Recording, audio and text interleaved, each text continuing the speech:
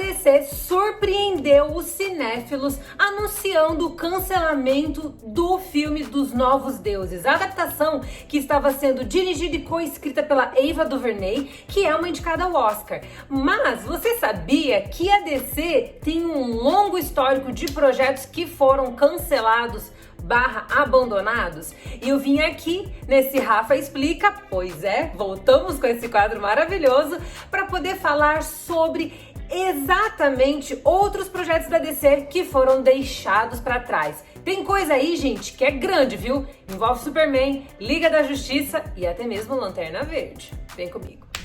Fala, meus amores, aqui é a Rafa Gomes, estou muito feliz de estar com vocês aqui. E ó, já que você chegou, não se esqueça de se inscrever aqui no canal, de ativar o sininho e de me acompanhar lá nas redes sociais, no Instagram, no @Rafa Gomes, e lá no Facebook, no Rafa Gomes Cinema, que a gente fala sobre cinema, série de TV, cultura pop, bem de pertinho. Valeu? E agora vamos falar sobre projetos da DC que foram abandonados. Pois é, gente, muita coisa poderia ter acontecido, algumas, graças a Deus, não aconteceram, outras coisas poderiam ter se tornado grandes filmes ou até mesmo séries de TV. E eu vim falar com vocês, primeiro de tudo, sobre a série da Mulher Maravilha, a fatídica série feita em 2011, que trazia aqui, ó, ninguém menos que David E. Kelley como grande criador. Ele era o responsável por esse projeto, vocês já devem ter ouvido falar dele, porque ele é o mesmo responsável pela série The Undoing, que foi aquela minissérie que dividiu opiniões e que saiu no ano passado lá na HBO. Temos análise semanal de todos aqueles episódios aqui no canal. E ele também é o mesmo responsável por Big Little Lies, que foi um sucesso de crítica, de público, levou vários prêmios e depois ganhou uma nova temporada.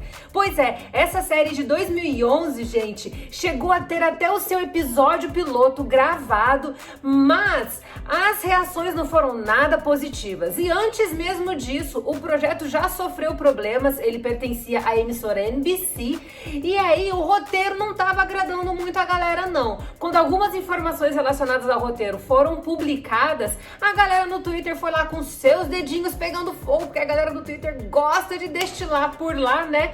E deixou muito claro que o roteiro não estava agradando. Partes do figurino não estavam agradando os fãs, alguns aspectos do roteiro também, porque nessa versão, a Mulher Maravilha seria dona de uma empresa de cosméticos e ela se esconderia por trás dessa empresa à medida que ela também lutava contra o crime. A galera não curtiu muito essa premissa, a ideia era dar uma repaginada na personagem, porque a última vez que a gente tinha visto ela mesmo foi, é claro, com a Linda Carter, que fez muito sucesso com a sua série de TV.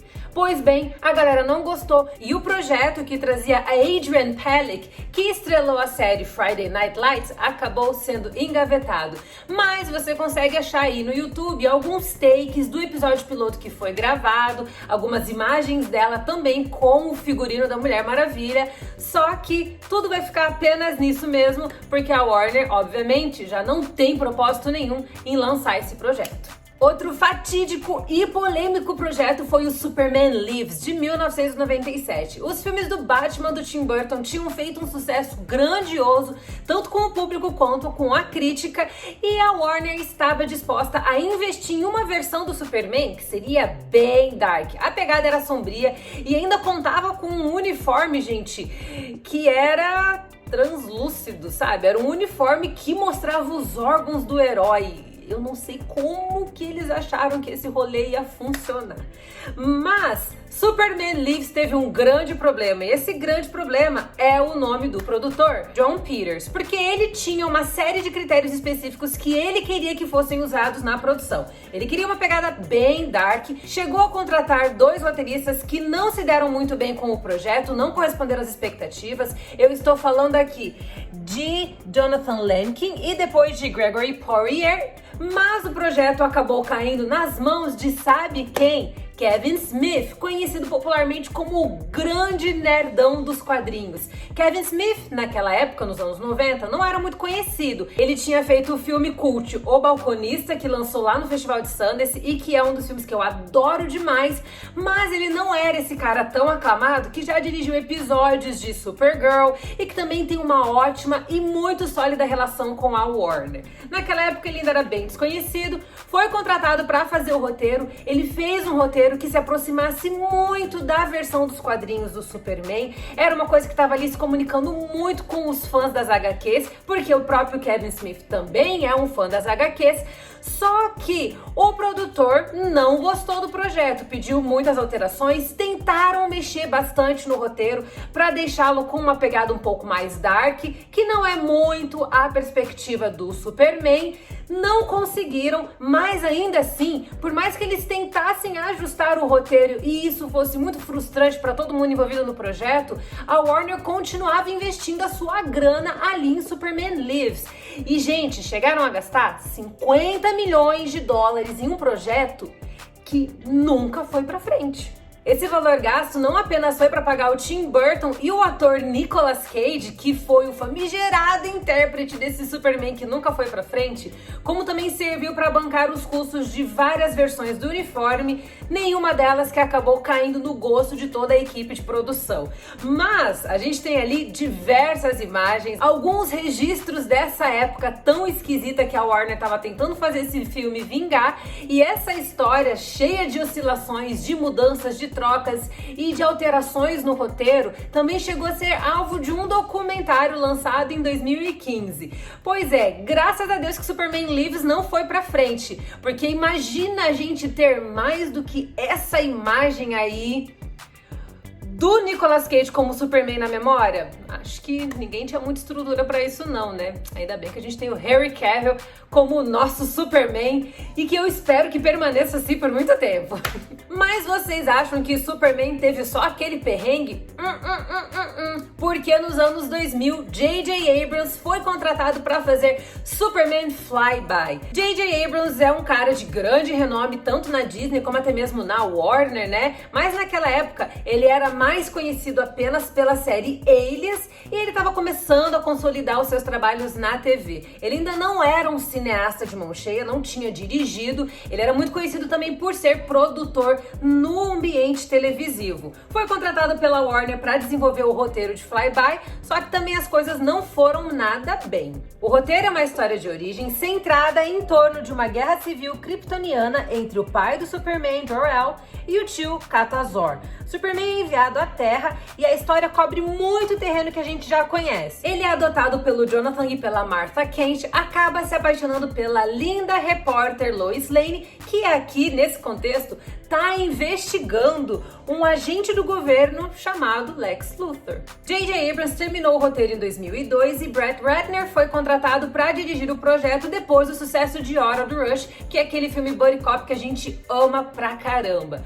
Pois é, tava tudo certo para as filmagens começarem em 2003 e até vários nomes foram cotados para assumir o papel do próprio Superman. Alguns dos nomes que foram cotados para esse papel, gente, foi Jude Law, Paul Walker, Matt Bomer e até mesmo Brendan Fraser. Só que a Warner não ficou satisfeita com a versão final do roteiro, pediu várias alterações, o projeto acabou mudando de forma drástica e o que antes era Superman Flyby acabou se transformando em Superman O Retorno, que ficou com Bryan Singer e é aquele fiasco em que nós temos o Superman com cuequinha por cima da calça.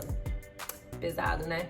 E se vocês acham que o Lanterna Verde, estrelado pelo Ryan Reynolds, não foi um filme muito bom, imagina uma versão cômica do Lanterna Verde. Eu confesso que quando eu tava fazendo essa investigação, eu fiquei pensando, talvez hoje, depois do grande sucesso de Deadpool, uma versão cômica de Lanterna Verde pudesse funcionar num universo paralelo. Mas lá nos idos de 2004, a Warner estava planejando fazer um filme bem caricato do Lanterna Verde, que tinha tudo para ser estrelado por quem mesmo? Por Jack Black. Jack Black é um nome muito conhecido da comédia. Sei que vocês devem conhecê-lo de filmes como, é claro, as sequências de Jumanji e até mesmo como o clássico que eu sou apaixonada, Escola de Rock. E aqui ele seria a nossa versão do Lanterna Verde. O projeto que estava sendo escrito por Robert Smigel, que foi um roteirista tanto do programa do Conan O'Brien, que é um comediante que tem o seu próprio talk show, como também do programa de comédia Saturday Night Live, Ele ia ser responsável pelo roteiro aqui e a produção ia trazer uma perspectiva totalmente inusitada, mostrando aqui, gente, que o anel de poder que escolhe o Hal Jordan para se tornar o Lanterna Verde não ia funcionar. E ao invés disso, ia escolher uma estrela de reality show interpretada por Black. Só que os fãs lá na internet, mais precisamente no Twitter, não gostaram da premissa do roteiro e também ativaram os seus dedinhos, deixaram eles ali ferver no Twitter, xingaram muito no Twitter, e a Warner, percebendo que a abordagem não tinha sido favorável entre os fãs, acabou engavetando essa ideia. O projeto estava começando a ser desenvolvido, então a gente não tem detalhes muito específicos, porque tudo estava ainda em estágio embrionário. Mas eu fiquei pensando, será que isso não funcionaria hoje, depois de outros filmes sátiras que fizeram tanto sucesso? Eu acho que não entraria dentro do cânone da Liga da Justiça. Mas, se Deadpool fez sucesso, quem sabe essa versão alternativa não funcionasse, né? E por falar em versão alternativa, a gente tem aqui um outro projeto que até hoje gera muita especulação e tem muito fã da DC aí, ó, que até hoje tá implorando pra gente ter esse projeto. Tô falando aqui da Justice League Mortal, projeto de 2008 que traria George Miller na frente da direção. Pois é, George Miller é o mesmo responsável pelo universo de Mad Max e vocês devem amar também Mad Max Estrada da Fúria, que foi indicado e vencedor do Oscar, e ele estaria aqui à frente desse projeto que estava sendo feito mais ou menos na mesma época em que a franquia do Christopher Nolan do Batman também estava sendo desenvolvida. A gente já tinha tido Batman Begins e o Christopher Nolan estava terminando de fazer o Batman Cavaleiro das Trevas, que até hoje é eleito um dos melhores filmes do mundo. Pois é, em se tratando de Justice League Mortal, a treta foi o seguinte: George Miller estava desenvolvendo o roteiro, as coisas estavam começando a caminhar de forma muito séria e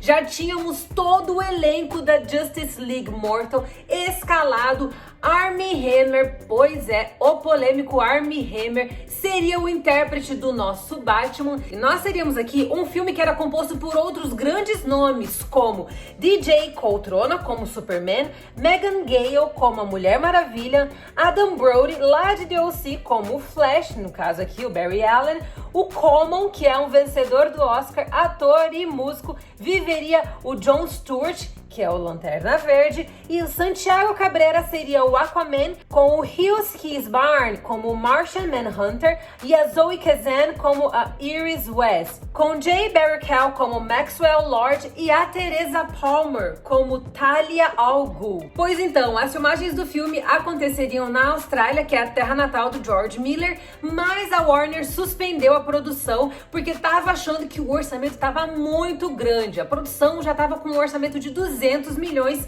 algo que naquela época era muito grande mesmo. A Warner transferiu a produção do filme para o Canadá a contragosto do George Miller, mas aí entrou o fator Christopher Nolan como um grande problema nessa confusão toda. Eu não diria como um problema, mas ele entrou ali como alguém que acabou ajudando a barrar o projeto, porque ele não estava satisfeito com a ideia da Warner lançar um novo filme que apresentaria uma nova versão do Batman, enquanto ele estava ali finalizando o Batman Cavaleiro das Trevas. E como a franquia do Christopher Nolan estava caminhando muito bem e haviam grandes expectativas porque nós seríamos apresentados ao Coringa do Heath Ledger, pois bem, a Warner acabou optando por engavetar Justice League Mortal para focar os seus investimentos e focar também toda a sua energia no projeto de Christopher Nolan. Ela não errou, porque a gente sabe que o filme foi um sucesso, rendeu indicações ao Oscar e até mesmo um Oscar póstumo ao Heath Ledger pela performance do Coringa, mas fica aí a saudade do que não vivemos com o George Miller em Justice League Mortal.